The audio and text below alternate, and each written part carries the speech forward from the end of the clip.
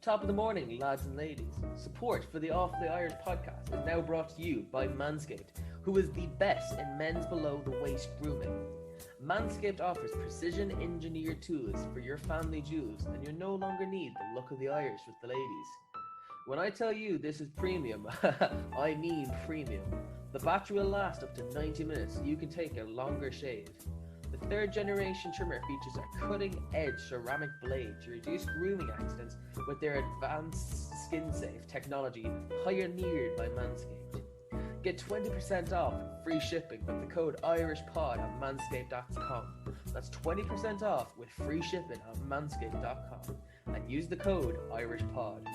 Use the right tools and jobs to trim your pan potatoes.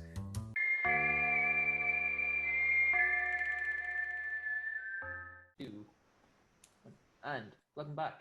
How's everyone getting on? How we doing? I'm good. How are you guys? Glad to have you. Thank you. It's a little chilly here. It's about I wonder what the Celsius is, but we have it at 57 degrees Fahrenheit here. I'm in California. What's the weather like over there? Shocking. Baltic. You know, I ice up to the windows and the snow is above that so. Does it snow a lot in Ireland? No. It rains a lot in Ireland. Definitely not. You ever been? Christmas. I have not been. I've only been in England. Oh. Yeah, big difference. So today we're joined by Piotr Michal. How about you introduce yourself? Treat myself? How about you introduce yourself? Oh, introduce myself. I thought. Well, you could do myself. both. I don't know. Get a coffee. Treat myself to a cup of coffee, some cookies, massage. Yes, hi. It's a pleasure to be on this podcast. I'm a voice actor. I started off with an interest in animation, and I studied art and caricature, and I was a fan of the American comic company who made Mad Magazine, and so I had aspirations to be a caricature artist, to be an animator, and being in that field, I found that voice acting was something that would always come up, and I found it always interesting because all these actors that you would know of vaguely or never heard of were in all these titles, and so just being a fan of that in general, doing research, I'm like, wow, this is a whole other world I never even thought about. And I come from a very artistic family. Both of my parents are artists. My dad's mostly of the theater. My mother's a painter and photographer. And so I grew up doing a lot of children's theater, a lot of avant-garde work, and I avoided doing the theater for a while. And then once I started researching and spending more time with it independently, I realized, wow, I really do enjoy this. And I started jumping into voiceover first for fun, as I hope most actors do, and then it became a serious ambition, and I pushed aside animation and drawing as a career goal and focused on voiceover. And what was now it like? I'm working pretty well. Well, fair play. Good to hear. That's how you want to be. What was it like making that transition from just doing it for fun to trying to make a career out of it? Well, when you do it for fun, you get to make a lot of mistakes, and as soon as you gotta be professional. You can't mess around, or you try not to mess around. But of course, most professionals learn on the job. The best actors are the ones who get away with it because they don't know what they're doing, and you don't know that they don't know what they're doing because they're good at what they're doing. So, in a sense, they are good actors, even though they may have zero experience. So for me, I started off sharing videos just on YouTube for fun, and several of them got viral because I would do celebrity impressions. And that got me attention, and people started reaching out saying, hey, I love your impressions. Would you record a little cartoon for me? Would you do a voicemail? Would you do a puppet show? And things started building up from there, and slowly but surely that just gave me more experience, and it was something that took several years to hone and work on. And there's also the technicality behind being a voice actor, because being a voice actor or beginning my career as a voice actor versus beginning my career as an on-camera actor and then transitioning to voiceover, I became much more accustomed to microphones, computers, the technical aspects of recording, and it really helped me because I'm more geeky that way, and Yeah. I would pay attention to sound, and so it was for me. It was much more of a fun transition. Yeah. Well, thankfully it was enjoyable. And Yes, obviously with right the year now it's we've had, miserable. My life is horrible.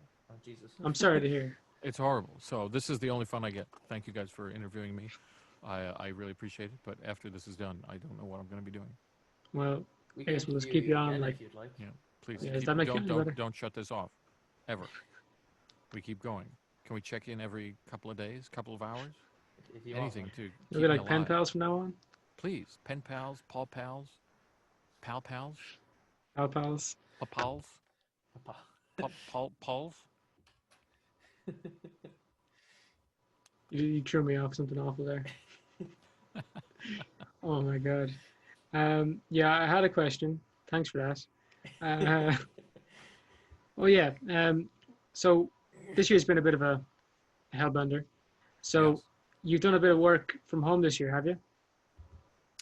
I have. Before the pandemic happened, I had the opportunity to set up a little voiceover booth at home, which was just I have a fairly large closet and I kind of modified it, just put up some foam, and I would use it initially for auditions and that sort of thing. And then, I would get a lot of last minute gigs, and so they'd ask for me to record from home. And slowly, I just kind of improved the quality, made sure that it was broadcast quality, ready to go for whoever's project was needed. So when the pandemic did hit, a lot of Hollywood, well, a lot of Hollywood, all of Hollywood shut down, um, but they reached out to actors and said, "Hey, who's around that has a studio that's working? You. Let's reach out to Piotr. Let's go." And so I was fortunate to continue working, even though everything was locked down. And then from then on, of course, Hollywood evolved quickly, and everybody who's a voice actor and able to make that commitment has kind of transformed their homes into little studios to some degree. Yeah. We've kind of seen that ourselves. Like, no one we've interviewed is using their phone, whereas last year that would have been the case. Yeah. Everyone has like Yeah. a proper setup, which And is then handy. you realize it's not too difficult. It's a couple hundred dollars, U.S. dollars, to just get things going and to establish something. You can just use a USB microphone and that sort of thing. And the other thing I've noticed is that in the beginning of the pandemic, a lot of productions were much more desperate. They said, "Well, it's okay if the sound is a little funky. It's okay. It's okay. We'll just go with it." Now, after more people have studios going, Yeah. they're a little more touchy, and they make sure that, do you sound perfect? Because if you don't, we can't use you. But luckily, I have a pretty good sound. Yeah. What kind of mic are you using there? Looks pretty. This one was recommended to me by, not directly, just reading and researching, Corey Burton, who's an amazing voice actor. He suggested getting this microphone called I believe it's a Chinese company that did a knockoff of a Neumann U87, and it's a Special Projects C1 microphone. And so it's a Chinese knockoff of a, pro mic. And he said, "Oh, just get that. It sounds the closest to a U87." And I got it for fun. It wasn't very expensive, and the more I used it, the more I realized that people didn't notice the difference. I can hear the difference for sure, but it's a good functioning working microphone, and I know several other voice actors use this. I think D. Bradley Baker, who does a lot of characters and creature work, he uses this one in his home studio. But yeah, you don't really need to go crazy now with microphones. Yeah. Thankfully, they're good enough as is. Yeah. And I heard with Call of Duty Cold War, a lot of the work had to be done from home. So I know some actors got a kit. Did you just use your own setup, or what happened? So on Call of Duty Cold War, I play Jason Hudson, and what we Very well, by initially the way. did. Oh, thank you very much. Yeah, Thank great you. game. We initially recorded it all on a soundstage and in a actual studio. So we recorded this maybe a year and a half ago, almost 2 years ago, is when we first started, or at least I first started recording Jason Hudson. But as we started doing some additional pickup lines, and I don't know if there were DLCs planned or that sort of thing, but because we record so much dialogue, I can't tell what's in the game yet or is all there. Um, and spoiler alert, I just got fired for releasing information about the game. No, I'm Oh. kidding. Really? Uh, You're so convincing. we were. I would say I recorded about half and half, but the majority of a lot of lines from Hudson, because he does some things in the game that aren't cinematic, I did from home. Oh yeah, no, yeah, I get that. In the multiplayer, Yeah. there's a lot. That must be rough on your voice, kind of like screaming from a boot. You know? Well, yeah, it depends, and there are safeguards in place. The director always makes sure that the most intense lines are at the end of your recording session. So typically, you record up to 4 hours, and at the 3:30 mark, they'll say, "Okay, now we're going to do some of the intense lines," and they'll scream and shout and all that sort of thing. So there are safeguards in place. But early on in voiceover with video games, there weren't protections. So you could go and you would do a 6-hour session where you're screaming, and then you can't work for 3 days. Yeah. You can imagine being a musician and jumping on stage and singing, and then you can't perform for 2 weeks because you got to heal up. So same thing with voiceover. Yeah. But also you have to be properly trained. I wouldn't recommend somebody going and saying, "I can scream. I'm the best screamer in the world. I'll just scream and scream. Why aren't I being hired?" You really have to know how to project and use your diaphragm to speak properly. It's the art of Yeah. screaming that gets you employed in these days, you know? Well, the art of acting. Screaming is probably a small part of acting. Yes, for sure. It's just accessing that emotion. Yeah, and definitely video games and multiplayer especially. And have you played Cold War yet? I've played a little bit, but I've watched more clips online because it's much more fun to see other people play and see Yeah. professionals play. Because I am, when it comes to Call of Duty, I'm a loser.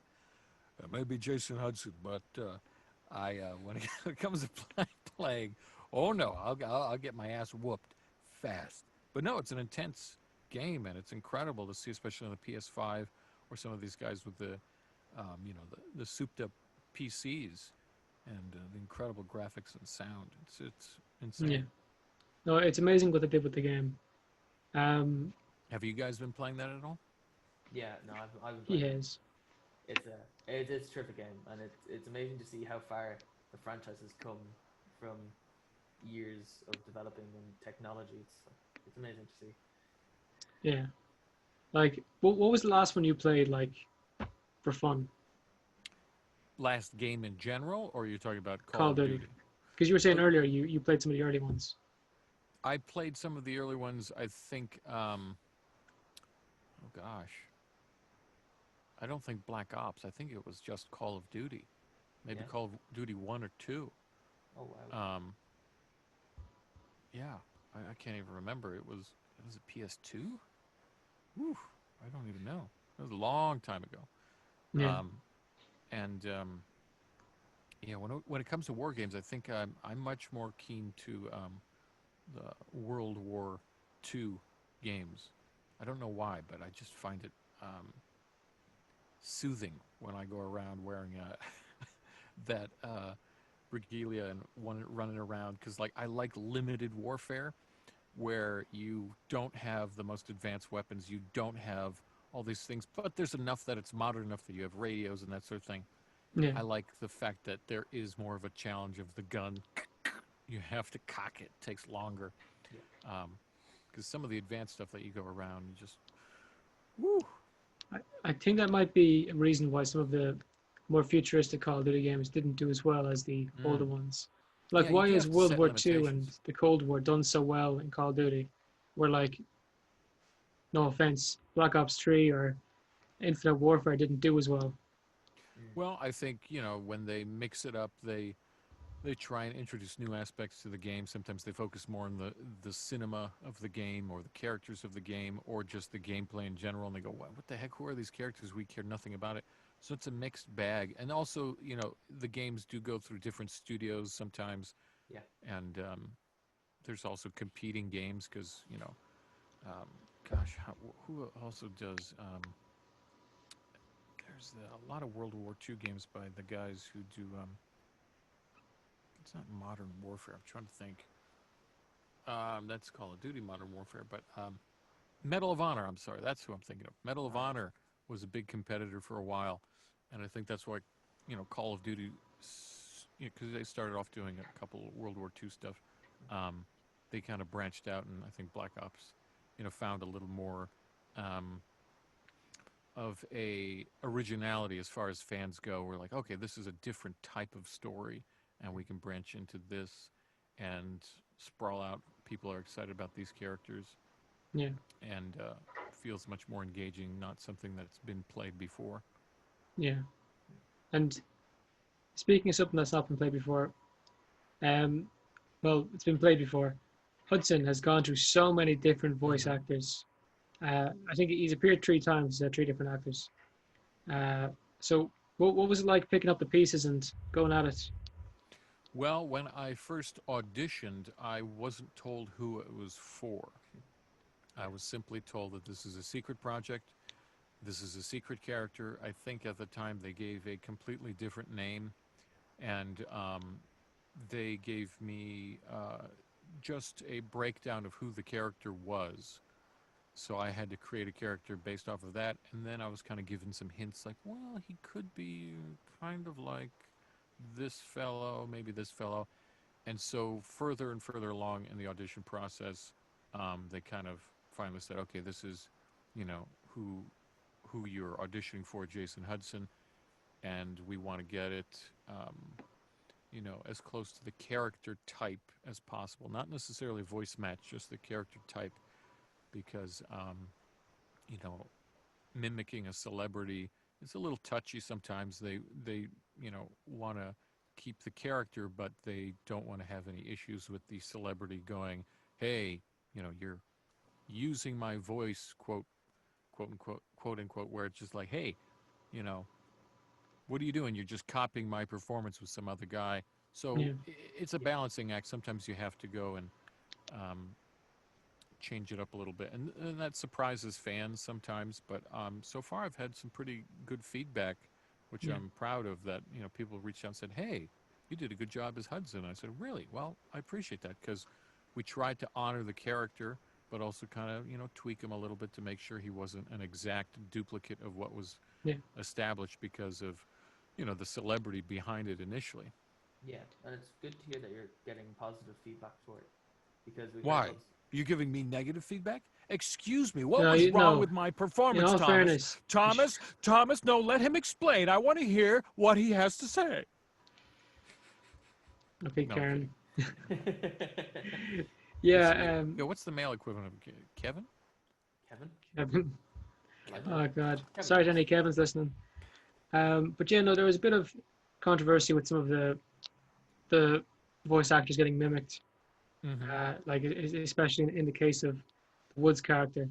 Mm. I feel kind of terrible for Damon who played him because yeah, I've heard he's got a bit of flack for just doing the Well, role. I don't know all the details behind it. I don't know what I can say about it because I honestly don't know the Okay. circumstances. But what I can tell you as a experience in other productions is a lot of the times it has nothing to do. I mean, most of the time it has nothing to do with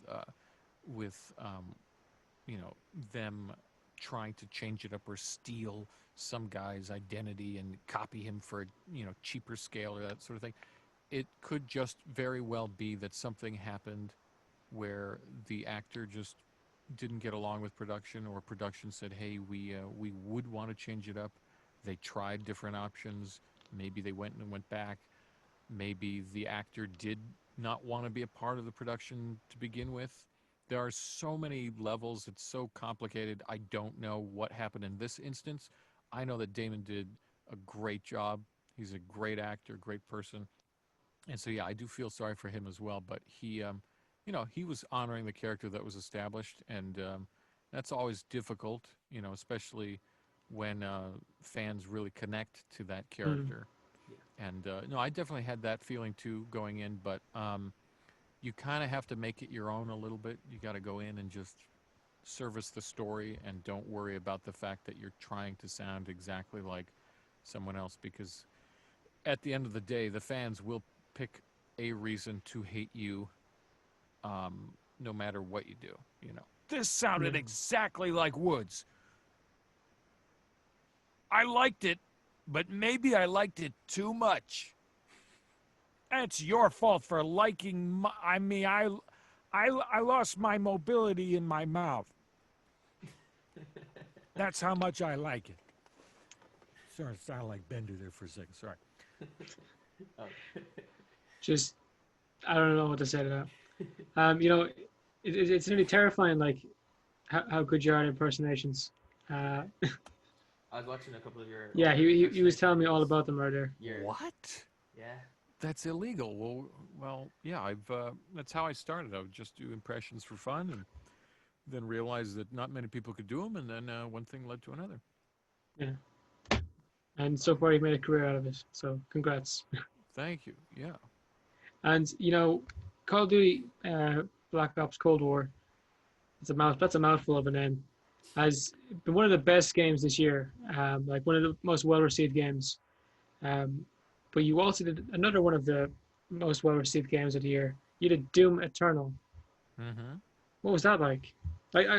First of all, what was it like having such amazing games come out and be involved in both of them?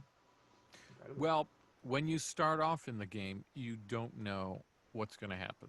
You get a blank screen, script comes up, you look at the script, you give it a read, you go, okay, all right. With Call of Duty, you have the legacy behind it, and okay, this is going to be a heavy hitter, so there's a lot riding on that. At least that the fan base is going to react, so you have to, make sure that you're strapped in and ready to give a great performance. But with Doom, it was a reboot, because I think the last one was Doom 3, or was it 4? I don't know if they had a 4. But, that was a whole other legacy in the 90s that really, transformed gaming. And so when they were doing this new Doom, there was no reference. There was nothing. All they said was, they gave me a description. They said, this is basically like a heavy metal rock album in hell. I'm like, what? What does that mean? They're like, yeah, this is just high octane, blood, guts, gore, demons. That's all they said. They left, gave you a microphone, and locked you there for 3 hours. Go, invent all the lines and make us millions of dollars. And no. But the guys behind it, really talented people, and they brought me in for the first Doom as just some side characters. The voice of the demon Bible, I think it was the Necronomicon.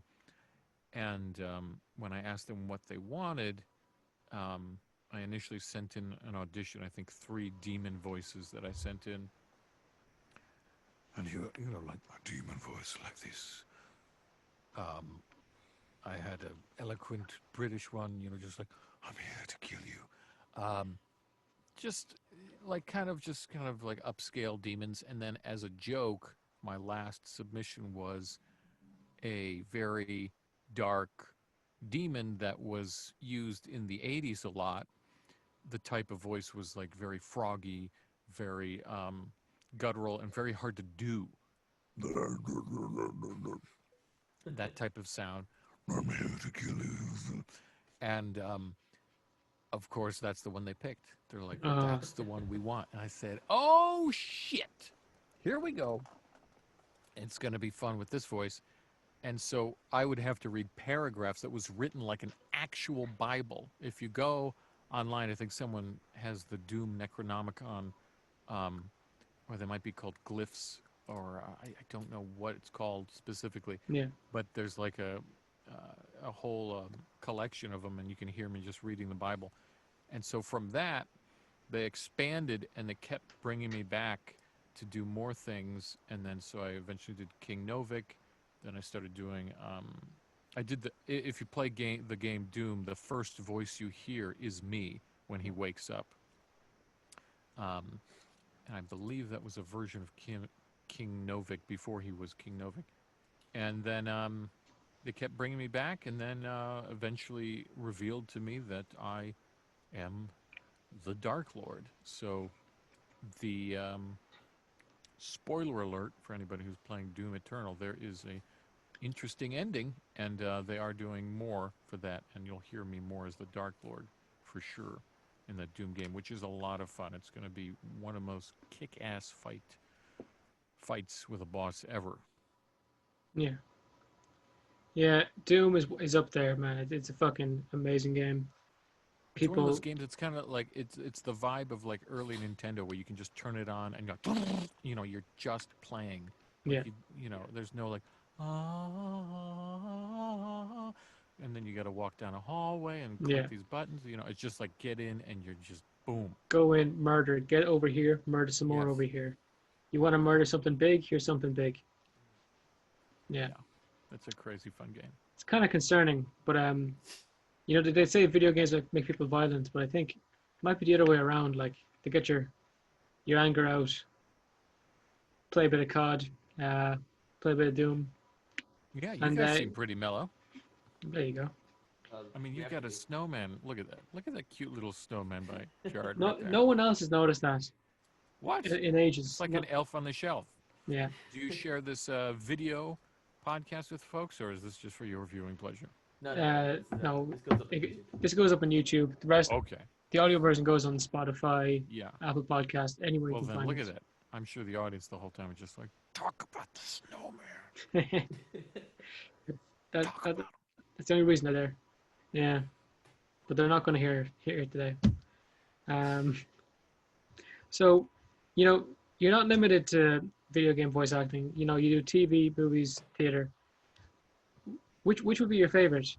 Like, which do you enjoy the most? Like, Well, I mean, because you're kind of an all it's rounder. it's all to me. It's all the same. It really is. It's because it's acting. It's just performing. Yeah, but being Um, on stage versus being in a yeah, recording being booth. on stage is a completely different vibe because you're playing a character that you've rehearsed, hopefully, Yeah, and you've got to project differently. You've got to perform broader, and that's a certain type of thrill. I'm a very anxious person, and I did sketch comedy for several years, and I went. There's a school called the Groundlings, and you eventually climb up the ladder. And there's a troupe called the Sunday Company where you go and you write and perform sketches every week. And I would do that, and I found over time that I didn't really enjoy it. I loved performing, but I couldn't get past the anxiety.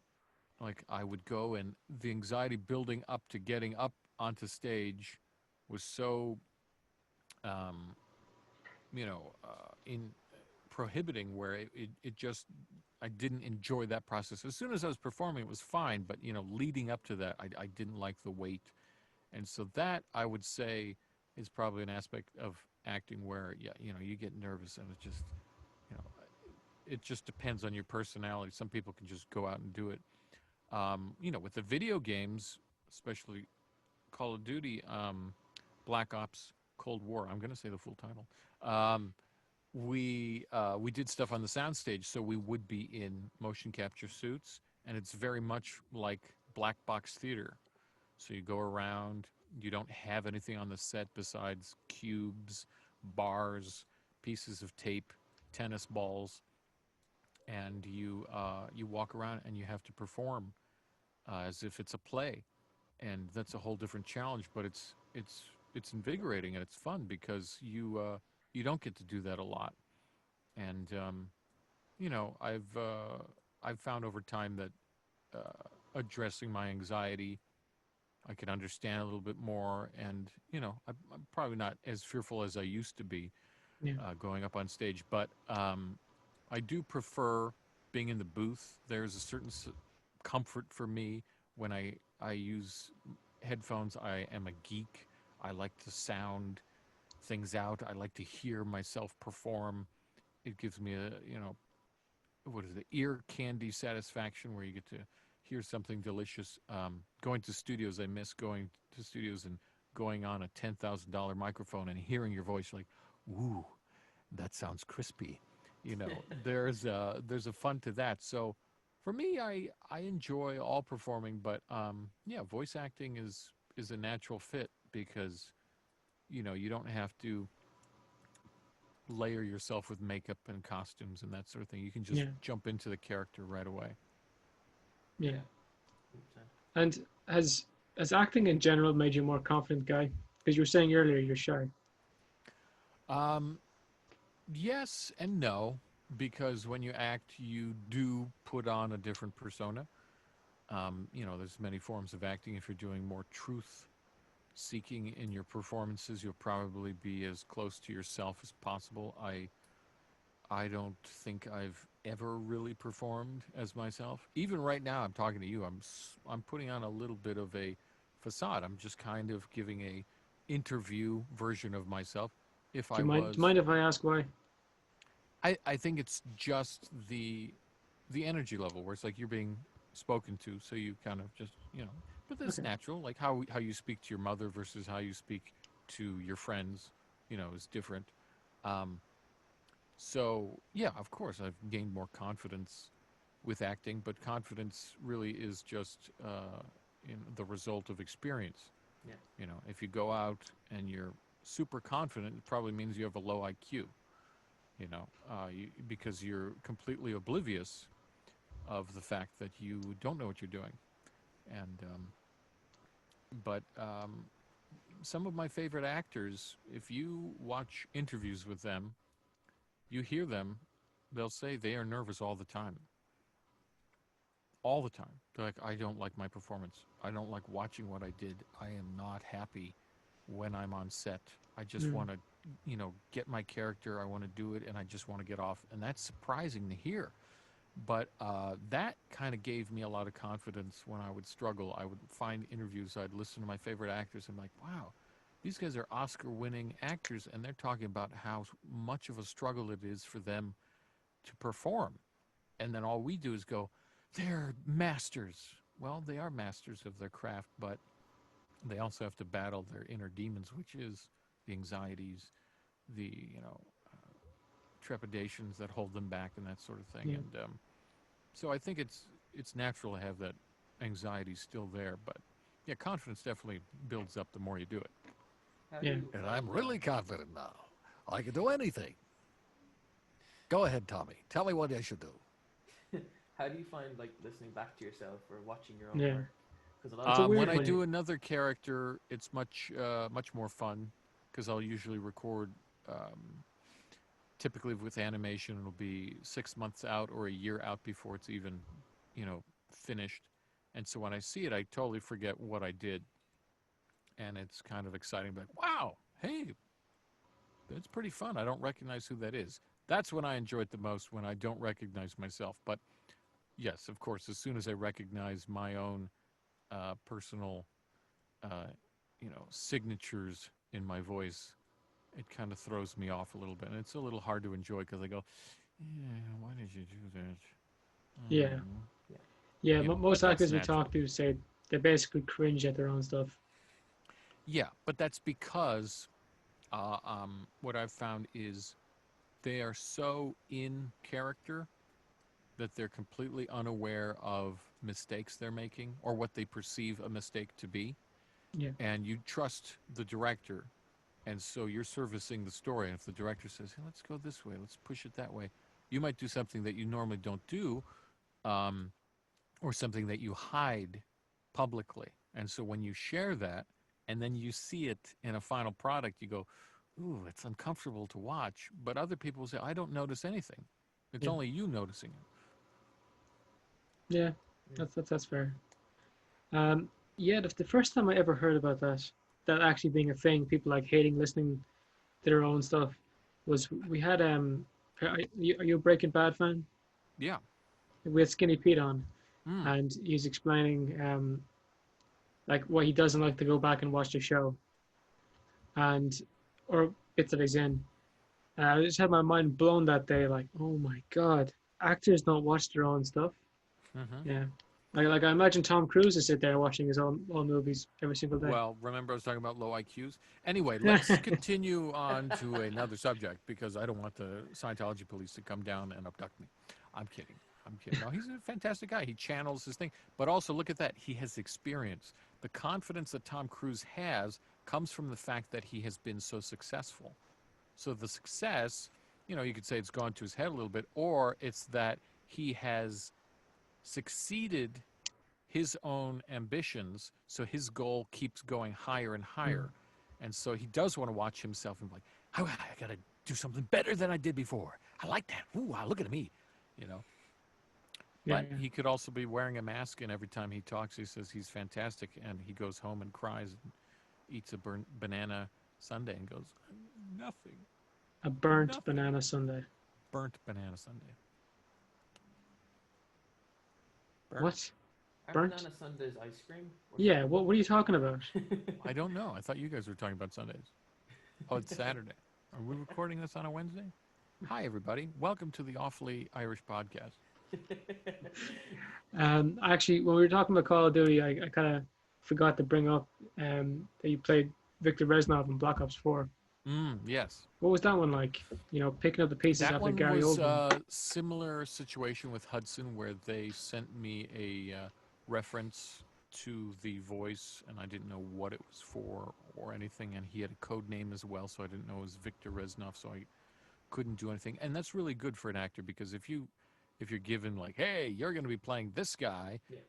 before you audition, then you'd be reading up and you're sweating and you're like, oh my god, I got to do this exactly or it's not going to work.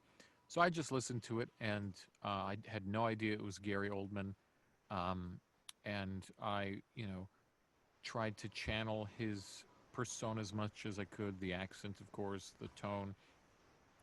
And then once I was told who it was and that sort of thing, then I said, okay, all right. But they heard my audition, they liked the performance I gave, so I'm going to make sure to stick with that as much as possible, while including more of the original Reznov to make sure that it translates to the story. But I didn't do too much with Reznov there. I think he was a DLC character or kind of like a side character. I think you have to unlock him. Yeah, he was an Black Ops unlockable. 4. Go on. Yeah, no, so he didn't have too much weight behind him, as compared to Jason Hudson, who's actually one of the he's the star of the show. We all know that. Yeah, pivotal character. He's the main part of Call of Duty. I don't know whether they call it, Call of Yeah, it Duty should just be Hudson. called Call of Hudson. Yeah. Yeah. You know, Ridiculous. I've been saying that for a while, actually. Yeah, yeah. Special Ops Hudson is the best. Hashtag other team ain't so great. The game. Yeah. No, there you go. But that's Hollywood. Have you ever applied to the naming department of Activision? I thought that's what this was. That's what my agent told me to do the podcast and said you're supposed to. These guys are going to pretend it's a podcast, but it's all about naming the next game, right? And guys, the check bounced, by the way, the $10,000 check. I don't know what happened. Yeah, well, everyone says that, we just. Yeah, everyone says that the check bounces, but The check bounced. don't mind that. It'll come through. Okay, good. I trust you guys. You do? With my life. Wrong. Wrong. Oh my god. Okay, I can't just keep hammering down on the Call of Duty bits, but gotta go at it again. Podcast, whatever you guys want to talk about. Otherwise, I'll gladly take over, and you don't want that. Yeah. So, do you have a podcast yourself? You got like a nice setup, so. I had a podcast, I think 2014, 2015, I had a podcast called The Mixed Nut Show where I interviewed some of my friends and we'd talk about voiceover and that sort of thing. But I've been working on trying to get a podcast back I kind of like the scripted format of a podcast, more of a narrative idea. But the more I think about that, I go, oh, it's so much work. So, Yeah. I've had a podcast before. I think it's still up, but I've been itching to bring it back in some way. And do For you sure. listen to podcasts? You a Yeah, Joe Rogan of fan? course. Yeah, I'll listen to him occasionally. I'll seek out maybe an episode, but I don't listen to him regularly. Yeah. Yeah, I haven't really listened to him in a while. It's been kind of weird since he got off YouTube. He's gone on to Spotify and Spotify only. Hmm. Bit weird. Because normally I'll be doing a bit of work for the podcast and I just throw YouTube on in the corner and go from there. Well, Yeah. yeah, I mean, I think a lot of artists realized that YouTube was a great platform to, spring their careers or, share things, and then people connect on other social media, and then they can monetize off of that. Because right now, there's not much that you can monetize from on YouTube. It's changed a lot. Yeah. I used to do a lot of videos on YouTube, and they started changing their algorithms, and it started getting strange where I had 15,000 subscribers and I would get 1,000 views, and I'd go, what's going on? I'm putting all this work into these videos and nobody's watching, so I'm just going to focus on other things. Yeah. So It's very yeah. unrewarding at the start. Yeah. We just got monetized. We made our application for it today Oh, cool. because it Congrats. was. Thank you. But So that check will it's clear. been a pain. It's been a pain. I did not realize how small the monetization is on YouTube. I had no idea. Yeah, I mean, I never really right now, read into it. I don't know what it is. I'm trying to think. I remember I had a video that had almost 250,000 views and it made $100. So I don't know what it is now, but all the videos. I mean, any video you watch on YouTube now has 2 ads. Yeah. It's always Yeah. 2 ads. It used to be one ad that you can skip right away. Now you've got a guaranteed watch 1 ad, then maybe you can skip the second. Now it's kind of irritating to go on YouTube. Yeah, it's sad, but that's the way corporations work. They got to make money. Gotta make Yeah. money, isn't it? Because it's a free app. Like, they gotta make money off. But selling there's the thing, yeah. your Yeah, information. and that's also something that's strange with gaming and that sort of things. I used to play a lot of mobile games because wow, look at these independent artists. They offer their games for cheap or for free, and you download them. And now the standard thing is basically, hey, all of our games are free. I'm like, I don't want to play a free game. I want to pay. I will pay $7, whatever, for your app. I just want to play a game. But now you have a free game that has ads in there, or they force you to you've got to have DLCs and that sort of thing. And, Yeah. They did that that's- with the recent Modern Warfare game, didn't they? Warzone. I They don't gave you know. the Battle Royale mode for Hmm. free. But to get anything cool, you have to like pay a bunch of money or so on, or to get the main Yeah, game. and it's pay for it. I can see both sides where it's like, hey, we're offering you guys a free game, so you guys, if you enjoy playing this free game, if you want to play more, pay for it. But then the other side is like, hey, I'm a fan of this series. I'll pay the full price if you leave me alone and I can just play. So Mm. it's up and down. Yeah. Depends. Yeah, it does depend. Double-edged sword and all that. Well, that's a little violent there. Sorry. You might want to edit that out of your podcast. I don't Yeah, know if people demonetized. Yeah, Cancelled. you can cancel hashtag no violence. Look at that Bro, snowman. you were in That Cold snowman War. right there is a beautiful snowman, and probably just filled with so much loathing for you right now. Oh my God, he moved.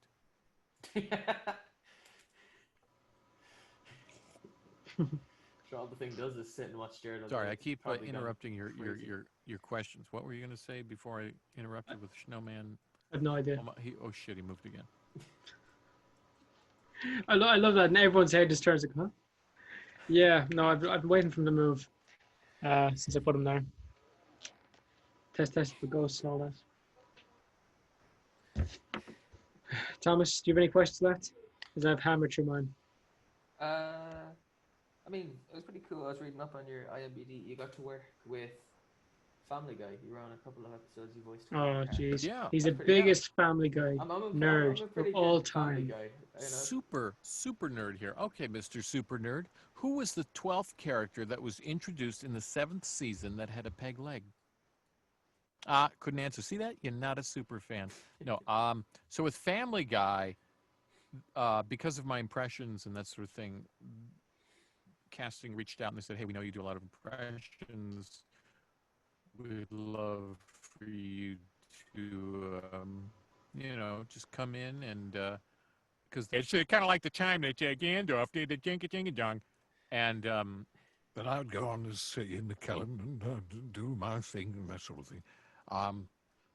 so it would just be small little bits, but it's super fun and they're really Mm. chill. They're a great show, and didn't get to work with the main cast because they're off on their yachts and that sort of thing. But there's a lot of impressionists that will go on to the show and they'll do those celebrity little jokes that pop in and that sort of thing. And no, it's a fun and great, exciting privilege to be part of such a huge show. Yeah. And yeah, like they've really made their way in animations. Like Family Guy and The Simpsons, like they'll probably never go away. Could you imagine they cancel The Simpsons? They already did while we were talking. Just as this is like The being put up, snowman like just moved again, by the way, everybody. If we look,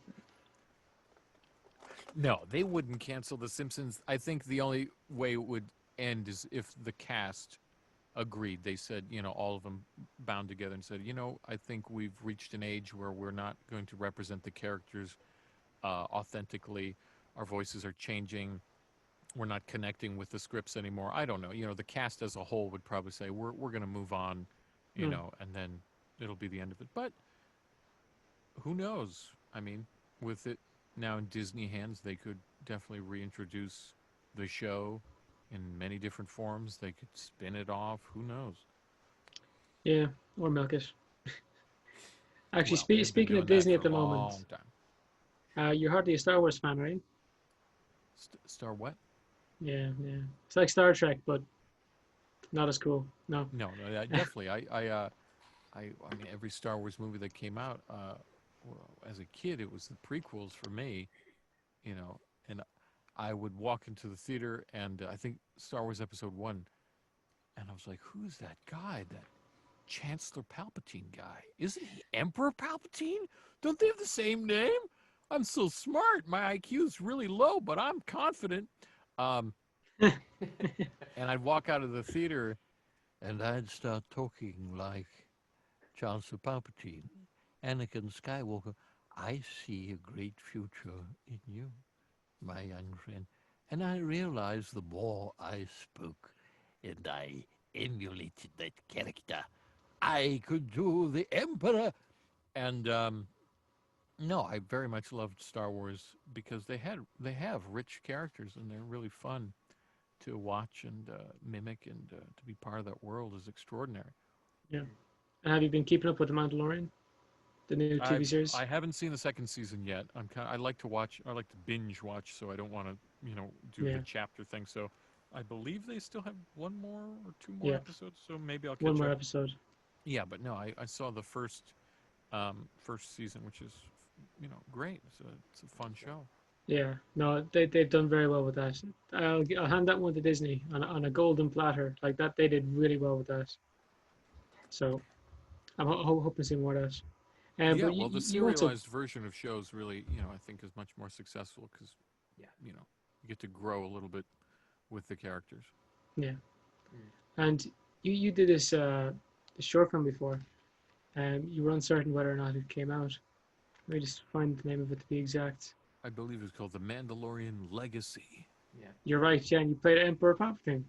I So- play Emperor Palpatine. I can't quite remember the circumstances because it was a long time ago, but I believe it's a fan film, and I believe the director reached out and said, "Hey, would you do Emperor Palpatine?" Because I had impression videos of me wearing a blanket over my head, and they said, "We love that. That is pro quality. We need that in our movie." And I said, "Do you want me to bring the blanket?" And they said, "We have our own." And I said, "You guys are this is phenomenal." Um, I don't think we ever shot it. I can't remember if I recorded it, but I'm definitely One apparently in hour the and movie. 33 minutes. Does it exist here? Yeah. Boba Fett undergoes physical and emotional hardships that mold him into the hardened, ruthless, and famous bounty hunter that he is. Cool. Yeah, I don't know, but I've done many iterations of Emperor Palpatine for many projects, and IMDb doesn't list everything I've done. That's the thing is, if the production puts it on, then it goes up, or if my representatives go on and they say, "Hey, we want to make sure this is added," so it's kind of like Wikipedia in that way, where it's not entirely factual. So take it with a grain of salt. But the majority of things, for sure, are included. Sometimes if you just see a weird, obscure name, it's most likely a fan just adding your name to their project or something that isn't produced, and it's kind of odd. Yeah, I've never seen that before, in all fairness. But yeah, we've had some weird things on IMDb, like talking to people about their IMDb and things they've done. And I brought up one thing to was it Desmond Heck, and he had no idea what it was. He had absolutely no idea what it was, Yeah, and sometimes and it projects was just recent. change their titles, the names of Yeah. titles, and things like that, or you're just fortunate enough to work a lot and you can't quite remember. Mm. Yeah. But one thing you were definitely in was Bill and Ted. Mm-hmm. Now that's a big movie being, working with Keanu Reeves. No, in all fairness, I thought he looked a bit weird without the signature beard, but it was a good movie apparently. Thomas over here is Yes, a huge fan. Thomas. Please don't question me again. Thomas, here's number one question. What was Bill and Ted's first name? Well, this is easy. This is it's and. There you go. You're a super fan. The snowman just moved again. Guys, this is really freaking me out. Now he's got three eyeballs. Oh no, that's just Zoom. Okay. Oh, I've been looking at Jared the whole time. I thought he was the snowman. Guys, this makes so much sense. This makes so much sense. Thomas, what kind of podcast is this? Oh, Thomas is like, this is a serious podcast.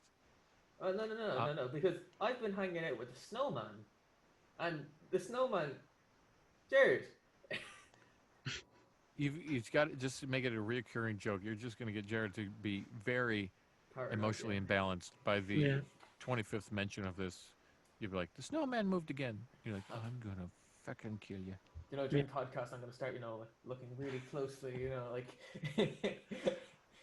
What were we even talking about? We were talking about, Bill and Ted. Bill and Ted. So, Bill and Ted. yeah, with Bill and Ted, it was great. They asked for an exact voice match, is what it's called, to George Carlin. And you know, I've matched him before, but not professionally, never in a project, because he had passed on, I believe, in 2008. So usually, if an actor is alive, sometimes you're more likely to match them because they are unavailable for a project, or you've got to do ADR, or you know that sort of thing to help the project complete. But with this case, they said no, we're gonna bring him back in holographic form, and it's more of an homage to him rather than a full character. So I got to do just a little bit in there. But yeah, no, definitely an honor and a lot of fun to be a part of that big movie. Yeah. And yeah, like man, in all fairness, 2020 has sucked for a lot of actors, but you've done some big things this year. Well, yes, I'm very, very thankful for that, and very humble, as you can tell. I don't like to brag at all. So like I'm the do- best. around. I'm kidding. So Yes. yeah, what's the plans for 2021? Well, stay alive, get vaccinated, stay healthy. The main thing is being healthy. A lot of projects that you work on, 2020 has been good to me, but it's also been the result of 2019. Because the projects you work on 2019 and then they come out 2020. So next year there are many projects that I've been a part of, and I can't announce, but they will be just as exciting as 2020. So fingers crossed that they get finished and they're well received. But Well, here, open. a lot of things: film, television, and video games and animation. Ooh, I'm And excited for the video games. Yeah. What was this? Just going back to when we were talking about Cold War. Uh, Thomas got to stream that on this channel, and like I didn't get to play it, but I saw him do it, and yeah, the way that they played Hudson was a bit different. Um, you know, in Black Ops 1 and 2, he was kind of like at the forefront, whereas now you're kind of in the background and you're kind of sneaking off and making enemies of people. It's Well, just such a weird way to change your character, and somehow it worked. yeah, I mean, I think they chose a different narrative approach. You know, they did focus a lot on Adler as kind of being the Bruce kind of Thomas, what a legend. more. Yeah, Bruce was fabulous as Terrifying. Adler UPS and guy. so commanding. Oh yeah, he's a sexy UPS guy. He did such a phenomenal job that yeah, they kind of wanted Hudson and Adler to be at their throats. You know, where it's kind of like a little bit of a Hmm. power move to you know, take control of the team, and so Adler was very much more in charge in this game, and so they, you know, stylistically chose to push Hudson a little bit further behind the scenes and talking with some of the people higher up in the CIA, and make it more of a mystery for the players as well, because then you're like, what is Hudson doing? What's Hmm. going on with this guy? Is he who he says he is? Is he what the, you know, See if you played Perseus. the game, yeah, of course, he is Perseus. Wait, what?